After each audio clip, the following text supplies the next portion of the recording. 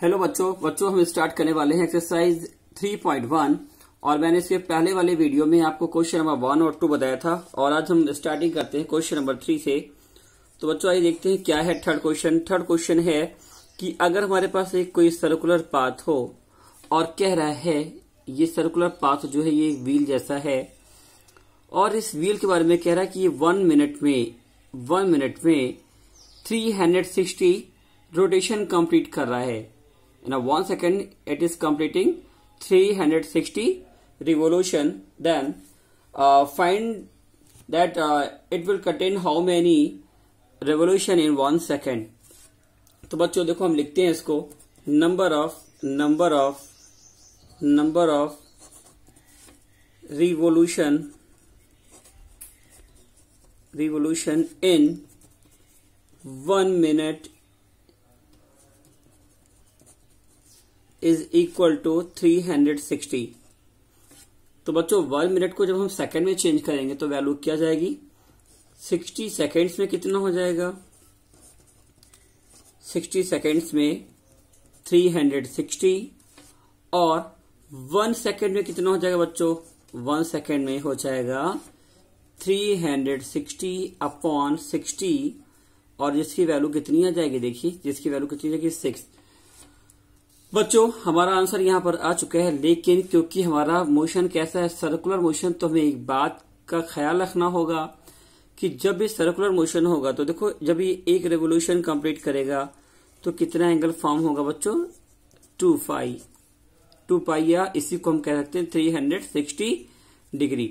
तो कह रहा है 1 सेकेंड में कितने रोटेशन कंप्लीट कर रहा है ये 6, तो पूरा एंगल कितना हो जाएगा तो क्या लिखेगा number of rotation or revolution in 1 second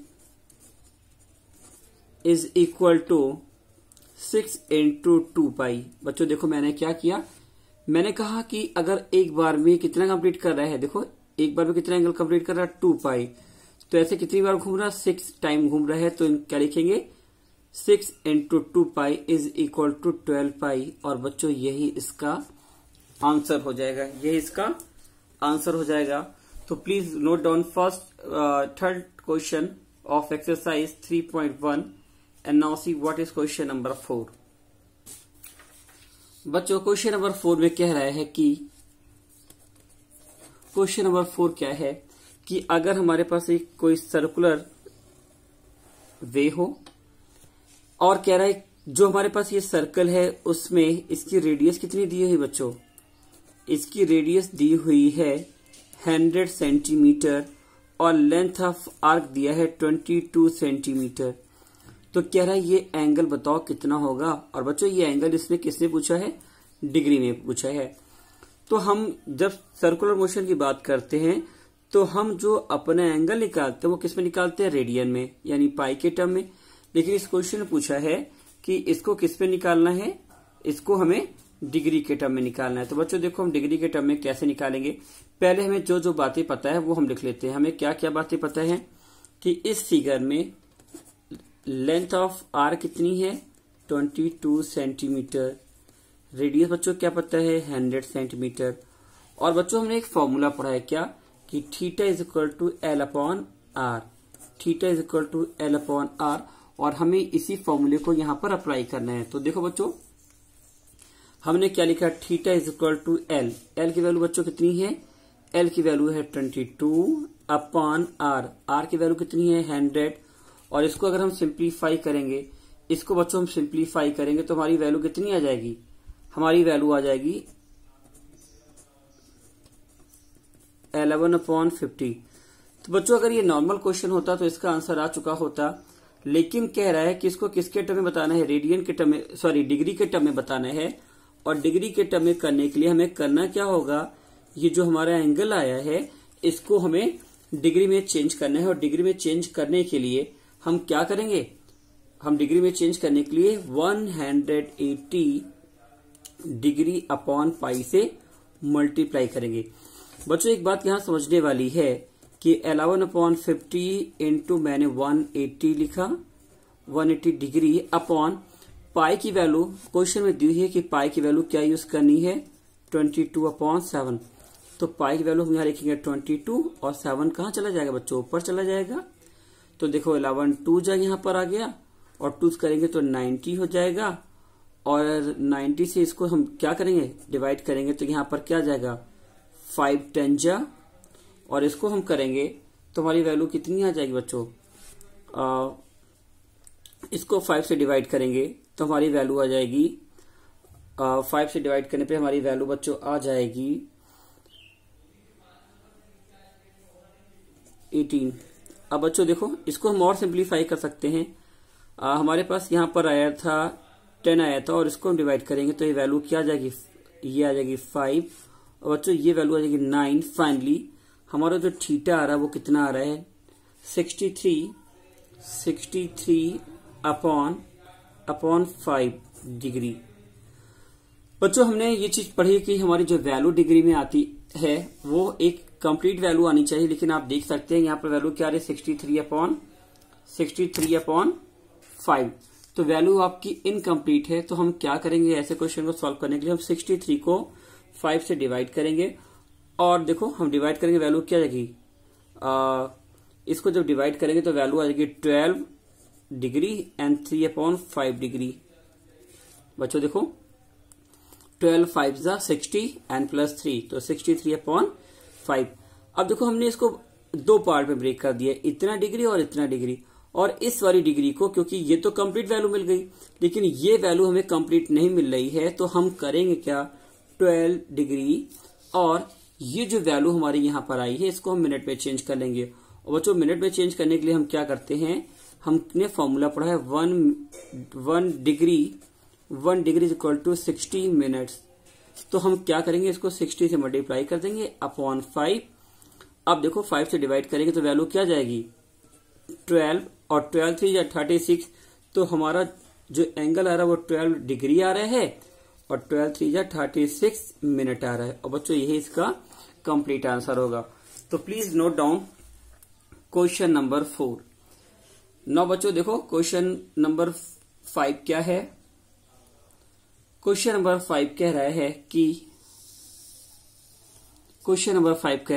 फिर से बच्चों ऐसा ही क्वेश्चन है, कह रहा है कि अगर हमारे पास कोई सर्कुलर क्या हो, हमारे पास कोई सर्कुलर मोशन में करता हो कोई ऑब्जेक्ट हो या कोई सर्कल दिया हो जिसका कह रहा है डायमीटर कितना हो, डायमीटर 40 सेंटीमीटर। तो बच्चों अगर इसका डायमीटर 40 सेंटीमीटर है तो इसकी रेडियस कितनी हो जाएगी 20 सेंटीमीटर।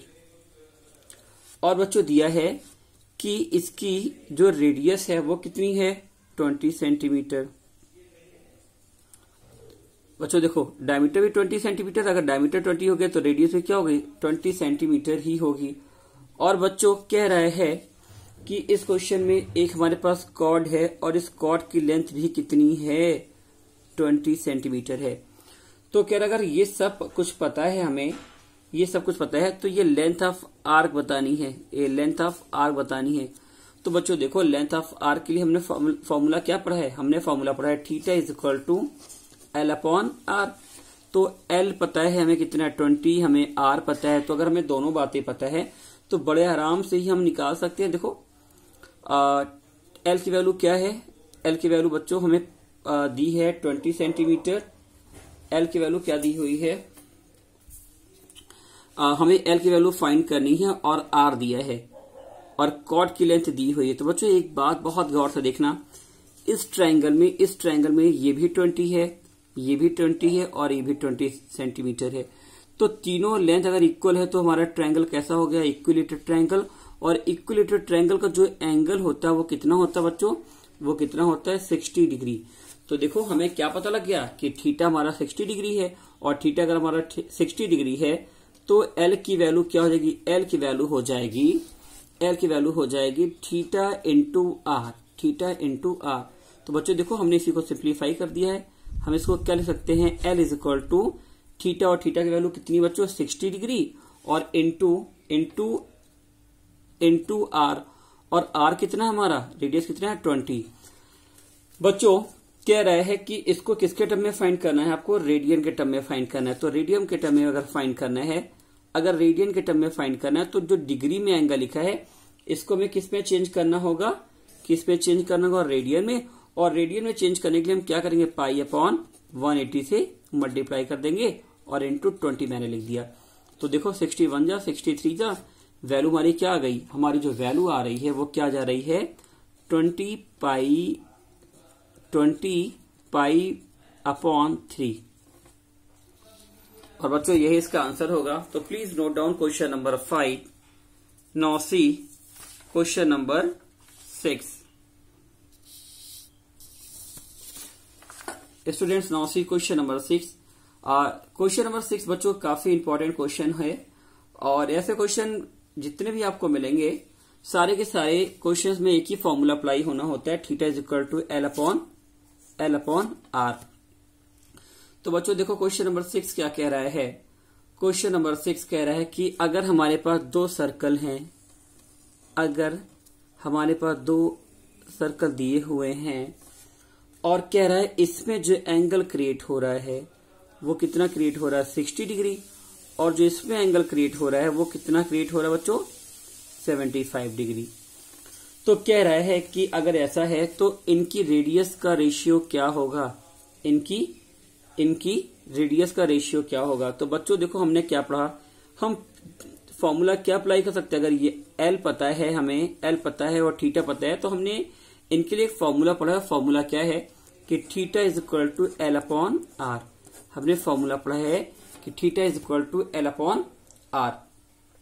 अब बच्चों देखो जब पहले वाले सर्कल को हम लेंगे तो हमारा लेंथ कितना हो जाएगा, देखो हमारा थीटा वन कितना हो जाएगा, एल अपॉन R1। एल क्या हो गई, length of are upon R1। और जब दूसरे सर्कल को लेंगे तो थीटा 2 कितना हो जाएगा बच्चों, एल अपॉन R2। मैंने इसकी लेंथ को L1 मान लिया और इसकी लेंथ को क्या मान लिया बच्चों, L2 मान लिया, और दोनों के लिए फॉर्मूला अप्लाई कर दिया। अब बच्चों बहुत ध्यान से देखना, अगर हमें इन दोनों के बीच में रिलेशन फाइंड करना है कि इन दोनों के बीच में क्या रिलेशन है, तो सबसे पहले हमें क्या करना होगा, हमें इन दोनों में देखो एंगल कितना दिया हुआ है, एंगल फर्स्ट के लिए दिया हुआ है 60 डिग्री। तो 60 degree is equal to L upon R1 लिख दिया, और दूसरे के लिए क्या दिया, 75 degree is equal to L upon R2। अब बच्चों कह रहा है इनकी रेडियस का रेशियो क्या होगा, इनकी रेडियस का रेशियो क्या होगा। अगर कह रहा है बच्चों क्वेश्चन में कि जो ये लेंथ है, ये लेंथ ऑफ आर्क ये इक्वल है, तो क्वेश्चन में दिया है L1 is equal to L2। और बच्चों अगर L1 is equal to L2 है तो देखो हमने क्या लिख दिया, हम डिवाइड कर देंगे, क्या करेंगे, 60 upon 75 is equal to L। अब देखो हमने क्या लिखा बच्चों, अब L1 के प्लेस पे हमने क्या लिख दिया, अब हम L1 और L2 नहीं लिखेंगे, हम क्या लिखेंगे, दोनों में L, क्यों, क्योंकि दोनों की लेंथ क्या है, सेम। तो L upon R1 upon L upon R2। और देखो बच्चों ऐसा करने से क्या हो गया, L कैंसिल हो गया और रेशियो क्या आ गया हमारा। अब आप लोग बड़े आराम से सॉल्व कर सकते हो। हमारा जो रेशियो आ रहा है देखो क्या हो जाएगा, R2 is to R1 is equal to 75 is to 60। ये बच्चों इसको हम सिंप्लीफाई करेंगे तो देखो दोनों क्या हैं, दोनों क्या हैं, 15 से डिविजिबल है, तो 15 5 जा एंड 15 4 जा। तो जो वैल्यू आ रही है R2 इज टू R1 की वो क्या जा रही है, 5 इज टू 4। वो क्या जा रही है, 5 इज टू 4। बच्चों मैं क्वेश्चन को रिपीट कर रहा हूं। देखो हमारे पास दो सर्कल है, दोनों की लेंथ ऑफ आर्क सेम है, L1 is equal to L2 है। और बच्चों हमने फॉर्मूला पढ़ा है theta is equal to L upon are.